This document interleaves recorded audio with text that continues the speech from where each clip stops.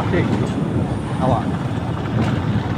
ওই দিনগুলো বাগেরহাট কথা বলতাম না, তাহলে আমি কালকে করতাম, হাওয়া ঢুকতাম, এরকম প্ল্যান ছিল আমার, কিন্তু এরপর আর তো আর করতে পারিনি।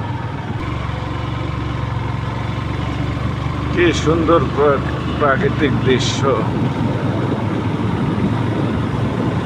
গ্রামের অপরূপ দৃশ্য, এঁকে বেঁকে চলছে রাস্তা।